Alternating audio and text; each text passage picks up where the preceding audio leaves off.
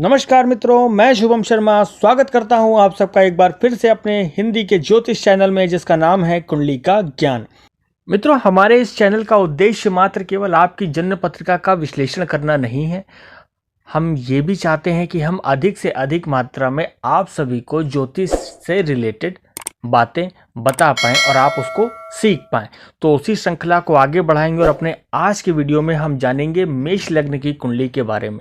मेष लग्न की कुंडली में कौन कौन से राजयोग बनते हैं, कौन कौन से ग्रह योग कारक होते हैं, कौन कौन से ग्रह अनिष्ट कारक होते हैं, कौन से रत्न हमें इस लग्न में पहनने चाहिए, कौन से ग्रह जो है वो किसी स्पेशल पोजीशन में आकर के राजयोग का निर्माण करते हैं, इस लग्न में कौन कौन से राजयोग बनते हैं, इन सभी विषयों पे हम चर्चा करेंगे अपने इस वीडियो में। तो चलिए चलते हैं जन्म पत्रिका पे। तो मित्रों, आपको एक कुंडली दिखाई दे रही होगी आपकी स्क्रीन पे। 1 नंबर से शुरू होती है कुंडली है, यानी मेष लग्न की। अगर हमारे जितने भी दर्शक देख रहे हैं उनकी कुंडली 1 नंबर से शुरू होती है तो वो अपनी अपनी जन्म पत्रिका खोल करके बैठ जाए, क्योंकि हो सकता है हम अपने इस वीडियो में जितने भी राजयोग बताए उनमें से कुछ आपकी कुंडली में भी हो। तो चलिए शुरू करते हैं। तो मित्रों, इस कुंडली में आप जहां पर 1 नंबर लिखा देख रहे हैं, सबसे पहले मंगल की स्थिति की बात करते हैं, क्योंकि 1 नंबर के स्वामी बनते हैं मंगल। और मंगल अगर लग्न में ही विराजमान हो जाए, जहां पर 1 नंबर लिखा है वहीं पर विराजमान हो जाए, तो ये पंच महापुरुष राजयोगों में से एक रोचक योग बनता है। सिर्फ एक कंडीशन होती है इसके साथ, साथ में सूर्य नहीं होना चाहिए, ग्रह अस्त नहीं होना चाहिए, किसी पाप ग्रह से दृष्ट नहीं होना चाहिए ग्रह। बस ये एक कंडीशन मंगल ग्रह के साथ बनती है। साथ ही ग्रह के पास संपूर्ण बलाबल होना चाहिए, ग्रह 10 से लेकर के 20 डिग्री के बीच में होना चाहिए। ये रोचक योग का निर्माण करती है, पंच महापुरुष राजयोग का निर्माण करती है मंगल की ऐसी स्थिति। ऐसा व्यक्ति उच्च पदासीन बनता है, सरकार में मंत्री पद जो है वो प्राप्त करने वाला बनता है, लीडिंग कमांडिंग ऑफिसर बनता है। ऐसे व्यक्ति में जबरदस्त लीडिंग क्वालिटी होती है। तो मित्रों, इस कुंडली में सबसे ज्यादा योग कारक प्लैनेट मंगल ही बनते हैं, और इस कुंडली के लिए सबसे उत्तम रत्न, मंगल की अच्छी स्थिति आपकी कुंडली में हो तो मूंगा बनता है।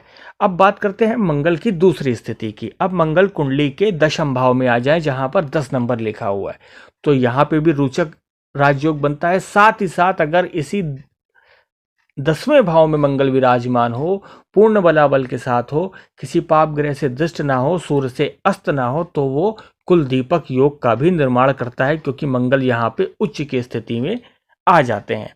बहुत ही उत्तम, बहुत ही भविष्य उज्जवल करने वाला राजयोग ये होता है। अब आगे चलते हैं कुंडली के चतुर्थ भाव में, जहां पर 4 नंबर लिखा है।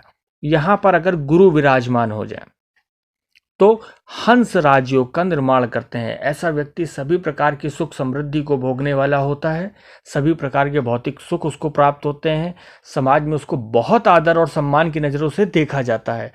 इस कुंडली में दूसरे योग कारक प्लैनेट जो बनते हैं वो बनते हैं देवगुरु बृहस्पति, क्योंकि कुंडली के भाग्य स्थान के स्वामी बनते हैं, यानी जहां पर 9 नंबर लिखा है उस स्थान के स्वामी बनते हैं। और अगर भाग्य स्थान के स्वामी बन के केंद्र में आ जाए तो नवम पंच ये केंद्र और त्रिकोण का सहयोग भी बनाते हैं, जो कि और ही ज़्यादा पॉजिटिव होता है। साथ ही साथ गुरु यहाँ पर उच्च राशि के होकर के हंस राजयोग का निर्माण करते हैं, पंच महापुरुष राजयोगों में से एक राजयोग।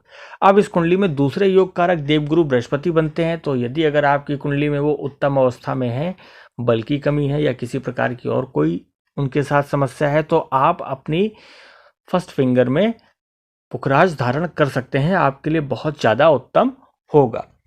अब बात करते हैं इस कुंडली में बनने वाले तीसरे राजयोग की। तो कुंडली में जहां 7 नंबर लिखा है वहां पर अगर शुक्र विराजमान हो जाए, वही कंडीशन मित्रों, किसी पाप ग्रह से दृष्ट ना हो, सूर्य और चंद्र साथ में ना हो।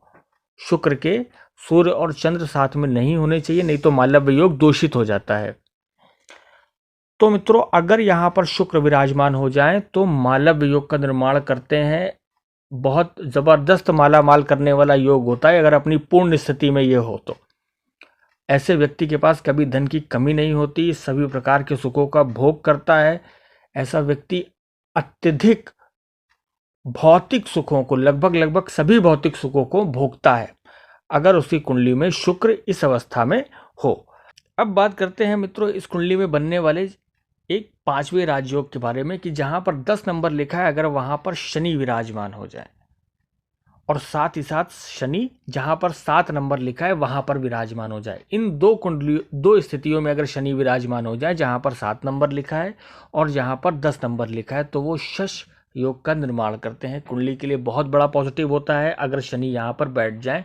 व्यक्ति राज्य से जुड़ा हुआ कार्य करता है, समाज में उच्च स्थान प्राप्त करता है, मान प्रतिष्ठा सम्मान धन पैसा सब कुछ अर्जित करता है। अगर इस कुंडली में शनि कुंडली के सप्तम भाव या कुंडली के दशम भाव में विराजमान हो जाए तो शनि यहाँ पर शश योग का निर्माण करते हैं। एक और पंच महापुरुष राजयोग इस कुंडली में बनाते हैं। बस सभी स्थितियों में मित्रों कंडीशन सिर्फ एक होती है कि ग्रह के पास पूर्ण रूप से बलाबल होना चाहिए, ग्रह अस्त नहीं होना चाहिए, साथ ही ग्रह किसी पाप ग्रह के द्वारा दृष्ट नहीं होना चाहिए। अब बात करते हैं इस कुंडली में आपको कौन सा रत्न नहीं पहनना चाहिए। तो इस कुंडली में मित्रों छठे भाव के जो स्वामी बनते हैं वो बनते हैं बुध देव। तो इस कुंडली में अगर आपकी कुंडली मेष लग्न से शुरू होती है तो बगैर किसी विद्वान के परामर्श के आपको पन्ना नहीं पहनना चाहिए, वो आपके लिए हितकर नहीं होता है। आप पन्ना धारण कर सकते हैं अगर आपकी कुंडली में बुध विपरीत राजयोग की स्थिति में आ जाए तो, अन्यथा पन्ने को अवॉइड करिए।